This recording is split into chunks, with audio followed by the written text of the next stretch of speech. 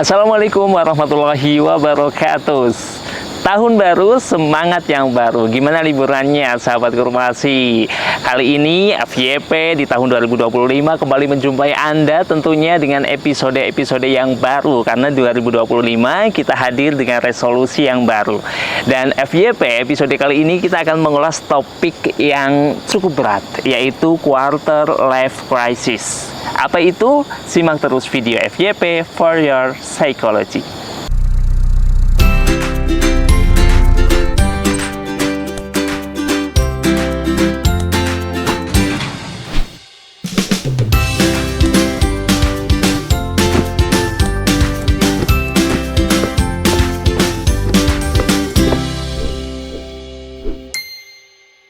Quarter life crisis atau krisis seperempat kehidupan ini sempat ramai diperbincangkan di kalangan anak muda, terutama di usia 18-an hingga 30 tahun. Dan apa sih sebenarnya quarter life crisis? Apakah menakutkan itu gitu ya, krisis-krisis apa yang akan dialami oleh anak-anak muda? Kita sudah FYP menghadirkan narasumber dari Biro Psikologi ABS, tentunya Ustazah Nisa. Assalamualaikum Ustazah. Waalaikumsalam. Bagaimana kabarnya hari ini, Ustaz? Alhamdulillah. Masya Allah, kita berjumpa kembali di FYP ya, Ustazah. Gimana liburannya? Hanya di rumah sih, Ustaz. Hanya di rumah ya. Padahal liburannya cukup tahun baru kan, liburan? Ya, betul. Dan ini udah 2025. Kerasa nggak, Ustaz, 2025? Tahu-tahu 2025? Tahu-tahu 2025, Kak. 2024 tuh sangat singkat gitu. Sangat singkat ya, tahu-tahu 2025. Dan di FYP kali ini topiknya cukup berat menurut saya ya, quarter life crisis atau krisis seperempat kehidupan gitu ya. Kan krisis, namanya krisis itu kan sesuatu yang bayangannya orang itu menakutkan ya. Apakah semenakutkan itu gitu ya? Coba kita tanya dulu, quarter life crisis itu apa, Ustazah? Oke, ya baik.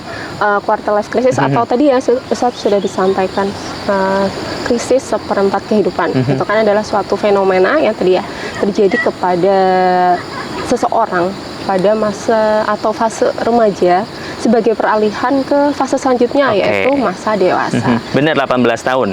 Yang terjadi bisa terjadi pada tadi ya, ada yang mengatakan 20 tahun, 20-an tahun. Ada juga nih yang mengatakan bahwa terjadi pada usia sekitar rentang usia 18 hingga 30-an tahun, seperti itu. Kemudian quarter life crisis ini juga akan merupakan suatu atau ya masa kritis nih yang terjadi pada seseorang karena munculnya berbagai macam emosi terkait urusan karir, kemudian relasi, kemudian kehidupan sosial seperti perasaan takut, cemas akan masa depannya, terus kebingungan identitas dan kehidupan sosial lainnya gitu, yang akhirnya mempengaruhi seseorang bisa mengalami stres bahkan depresi gitu. Bisa sampai ke tahap stres ya. Padahal ini penting banget berarti kita mempelajari quarter life crisis ya. Apalagi di masa-masa peralihan remaja ke dewasa awal gitu kan. 20-an kan dewasa awal lah ya, bisa dibilang dewasa awal. Ternyata muncul masalah-masalah banyak. Padahal dulu gitu ya, kalau saya sendiri pas zamannya kecil itu membayangkan menjadi dewasa itu enak banget, terus. Bayangannya itu nggak disuruh belajar gitu. Kalau anak-anak kan disuruh belajar sama orang tua, dituntut belajar, ngaji atau segala macam gitu banyak. Terus kalau lihat kakaknya kok santai, tiduran aja boleh gitu ya. Padahal gitu ya, ternyata banyak bermunculan tadi gejolak emosi tadi gitu ya. Kalau dari antum pernah mengalaminya? Kalau saya ini masih di fase quarter life crisis nggak? Saya masih ya, akhir-akhir ya. Pernah mengalaminya berarti ya, atau belum? Enggak? Pernah pasti. Kalau ditanya pernah atau tidak ya pernah. Tapi kan saya sendiri nggak tahu ya betul atau tidak sih secara profesional belum pernah untuk mengetahui lebih dalam apakah betul-betul itu. Tapi kalau mendiagnosa diri sendiri kan sebenarnya tidak boleh, cuma kita pasti tahulah dari misal ciri-ciri orang yang terkena quarter life crisis seperti apa, itu bisa merasakan seperti bisa itu. Merasakan ya. Itu penyebabnya apa kalau antum sendiri? Yang sering muncul gitu ya. Apa? Kalau ini secara umum aja ya Ustaz. Faktor penyebabnya kan tadi ya ada dua, internal dan eksternal. Kalau internal kan dari dalam diri sendiri, eksternal tuh dari luar gitu. Nah, yang internal dulu nih, internal tuh ada beberapa. Yang pertama itu terkait kontrol emosi yang masih masih kurang kayak gitu. Misal ketika menghadapi suatu permasalahan nih, seseorang berlarut-larut sedihnya 3 hari, 5 hari, 7 hari, akhirnya mempengaruhi tadi aktivitas sehari-harinya gitu. Itu. Kemudian yang kedua, jadi ada perasaan atau merasa bahwa kemampuannya itu nggak tidak bisa sesuai dengan ekspektasi yang dia mau gitu. Jadi merasa ragu dengan kemampuan yang dimiliki. Misalnya kalau di dunia perkuliahan itu jadi tiba-tiba atau kadang tuh berpikir lagi, bener gak sih jurusan yang aku ambil ini sesuai sama aku? Gitu. Bener gak sih aku pelajari itu kayak gini? Terus apa iya nanti jurusan ini tuh bisa membantu aku mencapai impianku kayak gitu. Terus nanti kalau udah lulus kuliah, ketika akan mendaftar pekerjaan kayak gitu, melamar pekerjaan, masih ada rasa ragu, bener nggak ya pekerjaan yang mau aku lamar ini sesuai sama kemampuanku? Tuh, terus faktor internal lain itu ada tingkat religiositas yang masih rendah gitu. Jadi ketika seseorang tingkat keimanannya tadi ya masih rendah, dia masih melakukan hal-hal yang dilarang sama Allah, itu juga bisa mempengaruhi keadaan seseorang untuk terkena ini kayak gitu. Itu.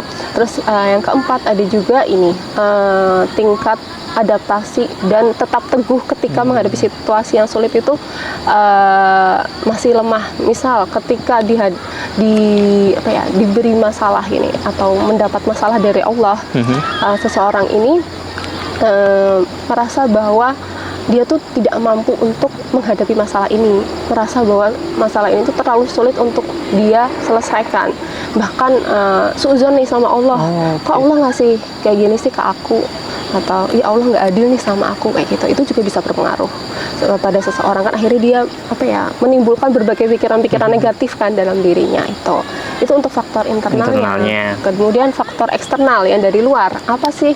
Itu terkait lingkungan sosial dan dukungan sosial. Karena ketika misal orang-orang di lingkungan kita banyak menuntut kita kayak misal ketika lulus SMA kok nggak langsung kuliah sih, malah milihnya gap year dulu nih setahun kayak gitu. Kan harusnya udah kuliah kayak teman-teman yang lain, terus nanti setelah lulus kuliah kok nggak langsung kerja, kok nggak dapat kerja kayak gitu. Terus nanti setelah dapat kerja kok nggak nikah gitu. Jadi ada saja tuntutan atau omongan negatif dari orang lain yang bisa mempengaruhi kita gitu. Itu yang dari sosial ya. Tapi keluarga juga bisa ya, kadang kan pertanyaan kayak gitu juga dari keluarga juga. Iya betul, kan sosial ada berbagai lingkup ya, kayak keluarga, teman, atau misal saudara-saudara, itu juga termasuk. Tapi emang iya sih, kalau di fase-fase kuliah gitu itu banyak sekali krisis-krisis pikiran-pikiran kayak gitu. Kok saya jurusan ini tapi kayak nggak jago di bidang ini ya gitu ya. Ternyata ya dewasa itu tidak semudah yang kita pikirkan gitu. Nah, kalau di fase-fase itu tadi krisis itu kan fase-fase kuliah. Kalau udah masuk 20-an lulus kuliah gitu, yang sering dialami apa sih? Krisis apa sih kuarter itu? Yang pertama ada masalah relasi. Relasi kan terkait percintaan, keluarga, dan pertemanan biasanya. Kalau percintaan kan ketika udah 20 tahun ke atas, sebenarnya kita tuh sudah siap untuk kayak menikah. Jadi masih ada perasaan ragu nih ketika misal sudah ada pasangan yang memang nantinya ini cocok nih untuk kita, tapi masih ada perasaan ragu, bener nggak sih ini yang terbaik untuk kita kayak gitu. Itu yang pertama. Terus kemudian terkait keluarga, kan dia tadi ya di atas 18 tahun kita sudah dituntut untuk bisa mandiri. Kan kuliah ada yang walaupun di dalam kota maupun di luar kota memang harus sudah mulai mandiri kayak gitu, apa-apa nggak tergantung sama orang tua gitu. Terus yang ketiga masalah pertemanan. Jadi di usia 20-an tahun kan tadi sudah banyak teman-teman kita yang memasuki kehidupan baru, kayak misal menikah kan, jadi suami, jadi istri, jadi ayah, ibu kayak gitu. Kemudian pikirannya udah beda nih, jalan pikirannya kayak gitu. Itu menjadi salah satu hal yang paling sering dialami gitu. Kok temennya semakin sedikit ya kayak gitu. Itu. Kemudian yang kedua masalah karir. Jadi tadi setelah lulus kuliah, terus bingung nih mau milih karirnya itu, pekerjaannya itu yang disukai atau yang sesuai bidang, bisa jadi sesuai bidang atau yang memang penghasilannya tinggi gitu. Betul. Terus ada juga kan beberapa yang ingin melanjutkan pasca sarjana atau S2, tapi masih bingung langkah yang mau diambil ini bener nggak ya, nantinya itu emang bisa menunjang keinginannya nggak ya kalau misal ngambil S2 kayak gitu. Oke. Quarter life krisis. Sebenarnya itu kan serem banget ya ngomongin krisis, tapi ada nggak sih batasan atau sampai sejauh mana hal-hal seperti itu bisa dikatakan quarter life crisis? Kan semua orang tentu bakal mengalami hal-hal kayak gitu ya. Sampai sejauh mana itu bisa dikatakan jadi krisis banget? Itu kalau dikatakan sampai yang krisis sekali itu biasanya ketika sudah mempengaruhi tadi pikiran kita, terus aktivitas kita, keseharian kita ya Ustaz. Jadi apa-apa kita mikirnya negatif terus, itu sudah termasuk yang krisis gitu. Oke, terus bagaimana cara kita menyikapinya? Kan kita semakin tambah usia tentunya kan harusnya pola pikirnya juga semakin berkembang gitu ya, tidak mengalami hal-hal itu mungkin minimal lah ya, tidak mengalami karena kita bisa berpikir secara logis misalnya. Bagaimana menyikapinya? Kalau untuk menyikapinya yang pertama belajar untuk mencintai diri kita sendiri. Mencintai diri sendiri. Ya, karena tujuan hidup kita tidak akan tercapai ketika kita tidak menghargai dan mencintai diri kita sendiri. Jadi yang paling utama sebenarnya itu cintai diri kita sendiri. Terus yang kedua yakin akan kemampuan yang kita miliki. Jadi ubahlah keraguan-raguan terkait kemampuan yang kita miliki kayak gitu. Jadi udah yakin aja sama yang kita kita punya dalam diri kita kayak gitu itu. Terus berhenti membandingkan diri kita dengan orang lain. Jadi fokuslah sama kelebihan yang kita punya kayak gitu. Kemudian karena tadi ya kayak ketika membandingkan dengan orang lain ada beberapa hal yang mempengaruhi kita kan. Jadi baiknya juga membatasi nih penggunaan dari media sosial. Karena dari situ kan kita bisa lihat ya. Benar. Kayak kesuksesan orang, terus apalagi kekayaan orang, terus jadi paras kecantikan kan itu juga bisa mempengaruhi kita gitu. Jadi memang baiknya kita untuk membatasi kayak di media sosial. Jadi fokus, jadi bisa lebih fokus pada diri sendiri kayak gitu terkait itu. Kemudian baiknya juga bisa meningkatkan tadi religiusitas kita kayak gitu. Jadi tidak hanya melaksanakan yang wajib-wajib, tapi juga bisa mulai melakukan yang sunnah-sunnahnya gitu untuk bisa meningkatkan tadi kualitas diri kita kayak gitu. Kemudian selain itu juga bisa mencari ya support system atau orang-orang yang bisa menjadi pendukung untuk kita kayak gitu. Jadi ketika tadi kita mengalami suatu masalah gitu, jadi ada orang lain yang bisa memberi motivasi ke kita. Tidak hanya orang-orang yang menyudutkan, tapi ada orang-orang yang bisa menjadi pendukung untuk kita, seperti teman, seperti keluarga gitu ya. Support system, religiusitasnya juga harus dijaga, mencintai diri sendiri gitu ya. Oke, selanjutnya kalau versinya antum, bagaimana cara antum untuk menyikapi hal, kalau antum kan pernah ya tentunya ya, pernah mengalami ya hal pertanyaan kapan nikah, pertanyaan pekerjaan atau segala macamnya, itu bagaimana cara antum menyikapi itu? Kalau saya pengalaman pribadi saya Sar. Jadi selama ini saya termasuk yang bisa mengontrol emosi. Makanya dari dulu saya sudah tahu itu dari SMA. Ketika saya menghadapi suatu masalah, saya bisa mengontrol emosi saya. Jadi kehidupan pribadi tidak akan mengganggu pendidikan, saya sekolah maupun pekerjaan. Jadi saya bisa mengontrol, misal, aku lagi ada masalah nih, harus bisa sedihnya tuh udah 3 hari atau 5 hari, setelah itu udah kita fokus lagi. Walaupun kadang perasaan itu muncul, cuma ketika memang harus fokus untuk belajar, ya harus fokus untuk belajar kayak gitu. Jadi itu bisa dikontrol gitu. Itu yang pertama. Terus yang kedua, dengan cara mencari tadi support system atau orang-orang yang bisa memberi dukungan kayak gitu. Saya biasanya mencari teman atau dari keluarga. Siapa sih keluarga yang paling dekat, itu yang menjadi teman untuk bercerita, terus menjadi pendukung untuk mental kita kayak gitu, untuk psikis kita gitu. Kemudian saya juga lebih mendekatkan diri kepada Allah gitu, dengan cara tadi melakukan berbagai ibadah sunnah gitu. Karena kembali lagi saya berpikirnya, ketika kita mendapat suatu masalah itu kan datangnya dari Allah. Betul. Jadi kita harus bisa mendekati Allah supaya Allah juga bantu nih untuk menyelesaikan masalah itu gitu. Oke, luar biasa sekali. Ini bisa diterapin buat sahabat Kurmasi tadi ya. Versinya Ustazah Nisa itu kalau lagi ada masalah gitu. Ya emang gitu sih, luar biasa. Oke, selanjutnya sahabat Kurmasi, ini Ustazah Nisa tentu punya pesan-pesan atau apa yang ingin disampaikan kepada sahabat Kurmasi biar tidak, ya kalau mengalami quarter life crisis ya harus dihadapi dengan seperti apa gitu. Silakan. Ya, jadi quarter life crisis tadi ya sudah disebutkan kan fenomena yang sebenarnya terjadi pada siapapun tuh bisa terjadi pada siapapun gitu. Karena permasalahan hidup itu kan sebenarnya sesuatu yang wajar terjadi pada diri kita gitu.